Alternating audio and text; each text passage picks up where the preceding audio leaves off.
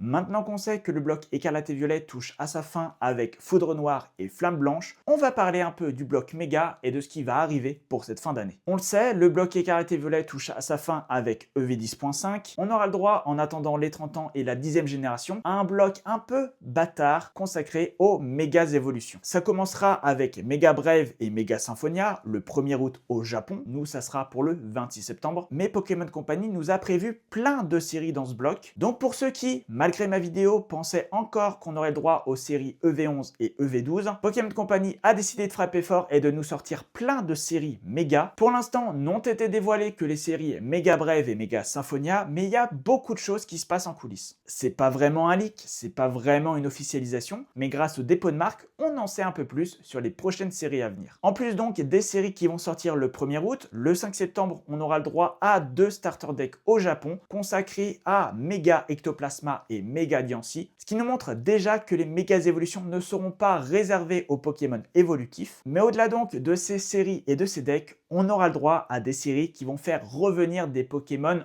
emblématiques de la licence. Le 26 septembre sortira Inferno X, consacré, on s'en doute, à Mega Dracofeu X. On était habitué à voir une série Dracofeu sortir en début de bloc. Ça sera également le cas sur le bloc Mega, mais ce n'est pas tout puisqu'on a également pas mal de séries dont le titre a été dévoilé, dont on ne sait pas grand-chose, mais dont on peut spéculer assez facilement. On n'a pas les dates donc, mais on sait qu'on aura droit à une série Ninja Spinner qui sera très certainement consacrée à Mega Amphinobi, une série Storm Emeralda qui sera consacrée à Mega Rayquaza. On n'a pas du tout vu Rayquaza dans le bloc écarlate et violet, il va faire son grand retour dans le bloc Mega et je pense que ça va faire plaisir à plus d'un. Ont été également déposées les séries Mega Dream X, typiquement la série de fin d'année au Japon. On devrait donc avoir une série un peu best-of avec des arts alternatifs. Certes, elle arrive très tôt dans le bloc Mega, mais on n'est pas à l'abri qu'elle contienne également des cartes du bloc écarlate et violet. Et enfin, on aura également droit à une série nommée Abyss Eye. Est-ce qu'elle sera consacrée à une nouvelle forme de Pokémon Mega? Est-ce qu'elle sera consacrée à un Pokémon Mega existant? Peut-être un Mega Léviator? En tout cas, tout ça est très mystérieux et nous promet du très lourd pour cette fin d'année, voire le début de l'année prochaine. J'espère que les cartes seront sympas, j'espère que les taux de drop seront bons, j'espère que les quantités seront présentes, mais en tout cas, je commence à être vraiment hypé. Est-ce que c'est également votre cas? Est-ce que vous attendez ces séries avec impatience? N'hésitez pas à me le dire dans les commentaires. Voilà, c'est tout pour cette vidéo, j'espère qu'elle vous aura plu. Comme d'habitude, si c'est le cas, n'hésitez pas à mettre un like et à mettre un commentaire. On se retrouve très prochainement pour de nouvelles vidéos TCG. En attendant,